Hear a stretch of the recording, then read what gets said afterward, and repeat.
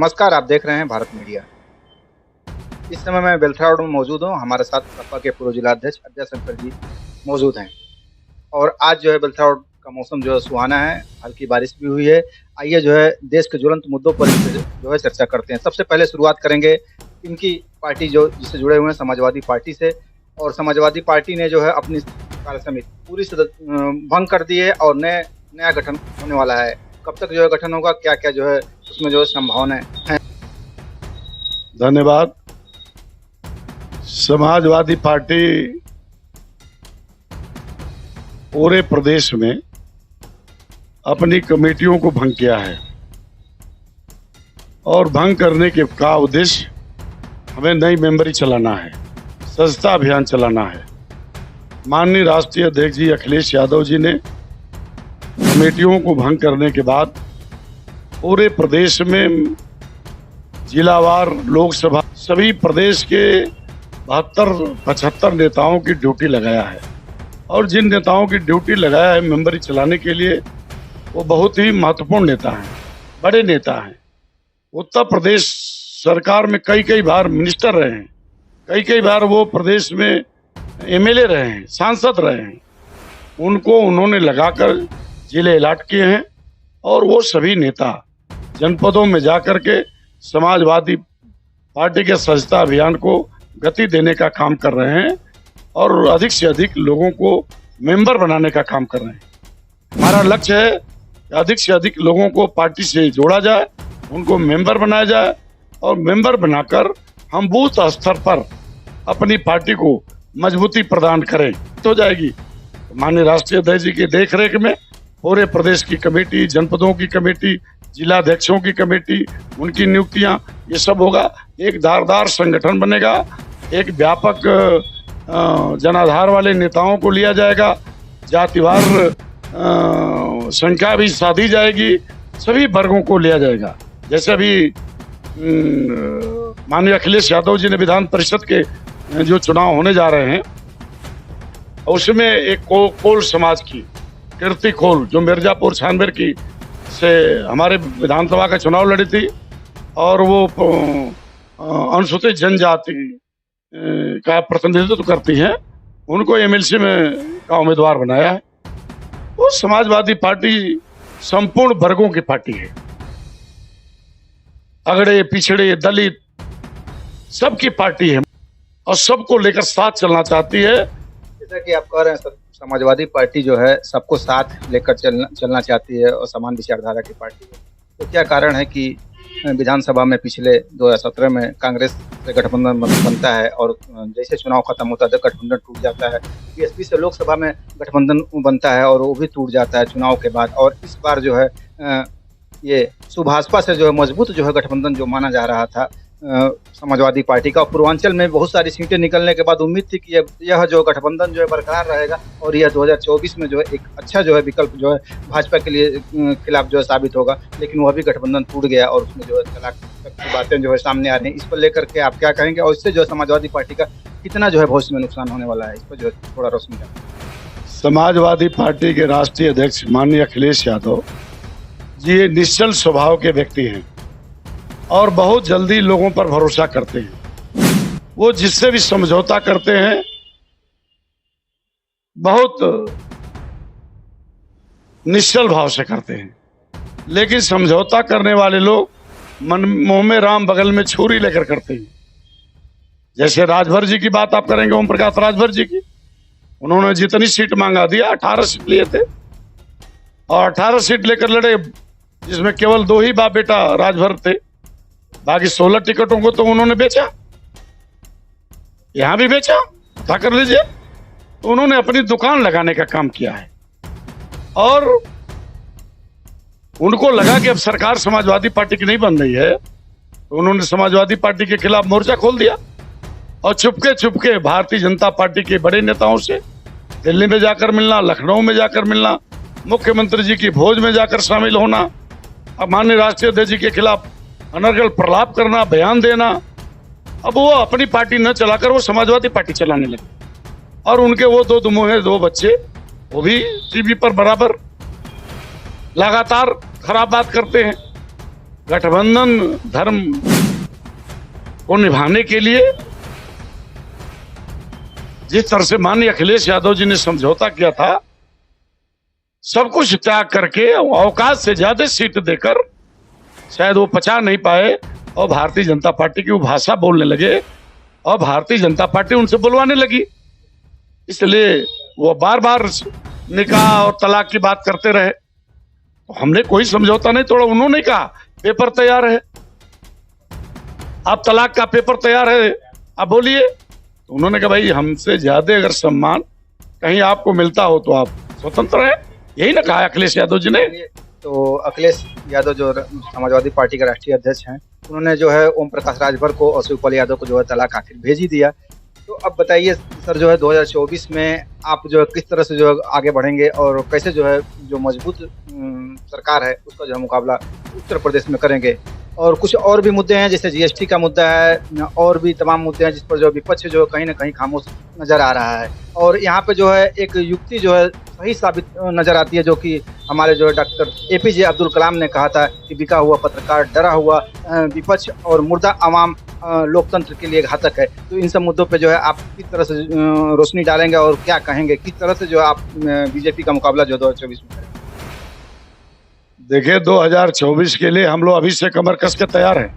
हमने कहा ना कि हमारा स्वच्छता अभियान चालू है, हम कमेटियां गठित करेंगे और बड़े बड़े नेताओं को जातिवार क्षेत्र, जिनकी क्षेत्र में मजबूत पकड़ है, इलाके में मजबूत पकड़ है, उनको 2024 में उनके बल पर चुनाव लड़ेंगे और जाएंगे। डरा हुआ विपक्ष है, मुकाबला कर पाएगा बीजेपी? विपक्ष जो डरा हो, उत्तर प्रदेश में तो दो ही दल है, एक सत्ता है, एक विपक्ष है। ईडी से और जो है बुलडोजर से डरा हुआ है। अब विपक्ष में माननीय अखिलेश यादव जिस तरह से अभी हाउस में आपने देखा, आंख में आंख डालकर माननीय अखिलेश यादव जी ने जिस तरह से बात किया सरकार के, आंख में आंख डाल करके, शायद इतिहास में 20 वर्षों से ऐसा विपक्ष तो कभी आपने नहीं देखा। मुर्दा आवाम को जो है सिर्फ जो है सदन से जो है जागृत करेंगे वो। इस सड़क पर अभी जौनपुर में अभी देखा, कल परसों बनारस से लेकर जौनपुर तक की पूरी सड़क झंडे से लाल हो गई। एसी से निकलने वाले हैं अखिलेश यादव। जिनको एसी से एतराज है वो अपनी गाड़ियों से एसी निकलवा दे और बिल्कुल बगैर एसी की गाड़ी से चले। माननीय अखिलेश यादव को साइकिल चलाते प्रदेश और देश के लोगों ने सड़क पर देखा है। माननीय अखिलेश यादव को रथ यात्रा से चलते लोगों ने देखा है। माननीय अखिलेश यादव को सड़क पर धरना देते लोगों ने देखा है। माननीय अखिलेश यादव बराबर संघर्ष के बल पर राजनीति में आए हैं। ये सही है कि उनके पिताजी मुख्यमंत्री रहे, बड़े नेता रहे हैं, लेकिन अखिलेश यादव जी भी संघर्ष की कोख से और संघर्ष को अपना करके अपना रास्ता तय किया है। जो लोग बोल रहे हैं, निश्चित ठीक कहा अखिलेश जी ने कि उनके शरीर में कोई दूसरी आत्मा प्रवेश कर गई है और वो आत्मा बोल रही है, वो है बीजेपी। सरकार ने जीएसटी में खाद्य पदार्थों को भी शामिल कर लिया है। व्यापारी काफी आंदोलित है। बेलथौड़ के व्यापारियों ने भी इसका जो है कड़ा विरोध दर्ज कराया है। इसको लेकर के आप क्या कहेंगे? और जो तमाम महंगाई के मुद्दे हैं, और हालांकि जो सरकार में हैं उनके मंत्री ठाकुर जी वो कह रहे हैं कि जो है महंगाई जो है बीजेपी सरकार में कम हुई है। इस पर क्या कहेंगे आप, और किस तरह से जो है बेरोजगारी और महंगाई को दूर करने के लिए आप सड़क से लेकर सदन तक जो है अपना मुकाबला करेंगे? सबसे पहले बेलतरा के व्यापारी भाइयों को, विशेषकर प्रशांत कुमार मंटू की अगुवाई में जो सरकार के खिलाफ ज्ञापन दिया गया, जीएसटी के खिलाफ सर ज्ञापन दिया गया, हम धन्यवाद देना चाहते हैं कि कम से कम उन्होंने अपनी जायज मांग को उठाने का साहस किया है। और आप जानते हैं कि जीएसटी खाद्य पदार्थों पर ही नहीं, कपड़े से लेकर के खाने पीने की चीजों से लेकर दूध से बनने वाली सभी चीजों पर, खोआ पर, पनीर पर, ये सब पर, दही पर, ये जितने जीएसटी लगा है। ईंट भट्ठे पर जो 1% था वो 6% और 6% था जो 12%, 12% जीएसटी लगाया गया है। तो बिल्कुल ये जजिया कर वसूला जा रहा है कि अब वो अग्निवीर तैयार कर रहे हैं, 4 साल की नौकरी देने जा रहे हैं, सेना में भी 4 साल की। 4 साल के बाद वो क्या करेंगे? जीएसटी चरम पर है, टैक्स पर टैक्स लादे जा रहे हैं, महंगाई चरम पर है, बेरोजगारी चरम पर है, पढ़ने वाले लिखने वाले लड़के बेरोजगार हैं, कोरोना काल से कोई वांट नहीं आ रही है, नियुक्तियां नहीं हो रही, नौकरियां नहीं मिल रही हैं, नहीं मिल रही है, तो संकट का समय है और देश काफी संकट, आर्थिक संकट से गुजर रहा है। प्रधानमंत्री जी और सरकार से मेरा निवेदन है कि जरा इस पर अपनी दृष्टि रखें और इसे दूर करें। बेरोजगारों को रोजगार सुलभ कराने की आवश्यकता है, महंगाई को कम करने की आवश्यकता है, जीएसटी पर पुनर्विचार करें और जो लगातार ये जो थोपा जा रहा है, ये रुपया डॉलर के मुकाबले 80 रुपया, 80 से ऊपर हो गया रुपया। दुनिया में भारत का रुपया सबसे कमजोर हुआ है और केवल ये इन्हीं के जमाने में हुआ है। ये 40 और 44 मनमोहन सिंह के जमाने में था, तब ये भारतीय जनता पार्टी के लोग कहा करते थे कि जिस देश का रुपया गिरता है उस सरकार गिरती है। अब इनके जमाने में रुपया इतना गिर गया, इसका कोई मूल्य नहीं रहा। अब आप बताइए हम कहाँ खड़े हैं? आज नौजवान बिल्कुल निराश है, बेरोजगार निराश है, किसान व्यापारी आत्महत्याएं कर रहे हैं, सूखा पड़ गया है, किसानों पर बरसात नहीं हो रही है, फसलें सूख रही हैं, बुआई नहीं हुई, रुपाई नहीं हुई।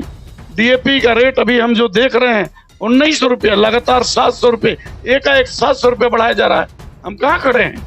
आखिर क्या चाहते हैं? केवल इस देश में 2 लोग सुखी हैं, एक अडानी और अंबानी, जो इस सरकार के मित्र हैं। बाकी लोग बिल्कुल त्रस्त हैं, तबाह हैं, परेशान हैं और किसी तरह से अपनी जिंदगी काट रहे हैं, बहुत दबाव में जिंदगी जी रहे हैं। इसलिए व्यापारियों का वो मांग जो उन्होंने एसडीएम के माध्यम से पत्रक दिया है वो जायज है और सरकार को विचार करना चाहिए और सरकार को गंभीरता से इसको लेना चाहिए। हालात, देश के हालात बहुत खराब हैं। बगल में आपने देखा है श्रीलंका के हालात बहुत खराब है। श्रीलंका के अंदर जो कुछ हुआ आपसे छिपा नहीं है। भारत भी उसी रास्ते पर है। भारत तो केवल इसलिए टिका है कि चूंकि यहाँ कृषि है, वहां कृषि नहीं थी। यहाँ चूंकि खाद्यान्न खेत से चावल और गेहूं पैदा हो जाता है, बाजरा जो पैदा हो जाता है, इसलिए थोड़ा आपकी इकोनॉमी टिकी हुई है। अगर ये नहीं होता तो आप तो श्रीलंका से भी आगे निकल गए होते अब तक। इसलिए मैं ये कहना चाहूंगा कि देश आर्थिक संकट से गुजर रहा है और बहुत हालत देश की खराब है। बेरोजगार नौजवान निराश है, बेरोजगारी लगातार बढ़ रही है, महंगाई लगातार बढ़ रही है, पैसे गांव में लोगों के पास पैसे नहीं हैं, संकट बड़ा है। इसलिए सरकार को समीक्षा करनी चाहिए और अपनी नीतियों में बदलाव लाना चाहिए। जिस तरह से लोग धर्म हथेली पर लेकर के चल रहे हैं और राष्ट्र धर्म की जो है बातें जो है बताई जा रही हैं कि अगर आप जो है कुछ बोलेंगे तो ये राष्ट्रद्रोह कहलाएगा। ऐसे हालात में लोग महंगाई और बेरोजगारी के मुद्दों पर कैसे जो है सवाल करें? देखिए, भारत एक बड़ा खूबसूरत गुलदस्ता है। जिस तरह से बागीचे में कई तरह के फूल एक साथ खिलते हैं, सुंदर लगता है, उसी तरह से भारत के अंदर बहुभाषी लोग हैं, बहुधर्मी लोग हैं और बहुवेशी लोग हैं। धर्म के आधार पर जो सियासत होगी वो ठीक नहीं होगा। जब देश की लड़ाई, देश में आज़ादी की लड़ाई लड़ी जा रही थी, तब हिंदू, मुसलमान, सिख, ईसाई सब लोग एक साथ मिल करके भारत माता जी के लिए लड़ रहे थे और आज़ादी दिलाने का काम किया।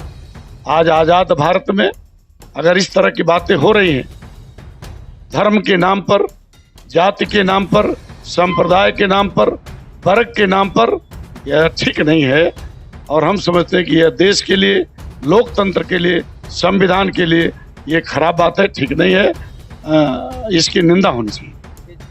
आखिरी सवाल आपसे, कांवड़ियों को जो है फूल बरसाया जा रहा है, नमाजियों को डाले जा रहे हैं, तो आप एक समाजवादी पार्टी के बड़े नेता हैं, ऐसे हालात में इस मुद्दे पर जो है क्या कहेंगे जहाँ की दो तरफा जो है राजनीति की जा रही है? नहीं, मेरा मानना है जो कांवड़िया शिव भक्त हैं उन पर फूल बरसाया जाए, उनका स्वागत किया जाए, उन्हें भगवान शिव के दर्शन और आशीर्वाद प्राप्त करने के लिए जितनी सुविधाएं सरकार को देना वो दी जाए और मेरी मांग है कि उनको देना चाहिए। लेकिन जो दूसरा प्रश्न नमाजियों का है आपने किया, नमाज भी वो खुदा की इबादत है, उनके लिए भी गंभीरता से उन तमाम सुविधाओं को उपलब्ध कराना चाहिए जिससे वो खुदा की इबादत कर सके, अपने धर्म के प्रति अब आस्थावान रह सके। ये हमारी नैतिक जिम्मेदारी है। मीडिया के से बात करने के लिए बहुत बहुत धन्यवाद सर आप। बहुत बहुत धन्यवाद। समाजवादी पार्टी के पूर्व जिला अध्यक्ष अजय शंकर यादव जी से आपने जो है देश के ज्वलंत मुद्दों पर जो है सारी बातें जो है सुनी। उनका जो है साफ तौर से कहना था कि जहाँ कबाड़ियों को जो फूल बरसाए जा रहे हैं वहाँ नमाजियों का भी ख्याल रखना चाहिए। नमाजी भी जो है देश के ही एक नागरिक हैं और उनका भी एक आस्था है और उसमें उनको देश को आस्थावान रहना चाहिए। भारत मीडिया के लिए घनश्याम शर्मा के साथ शब्बीर अहमद की रिपोर्ट। आप देखते रहे भारत मीडिया चैनल।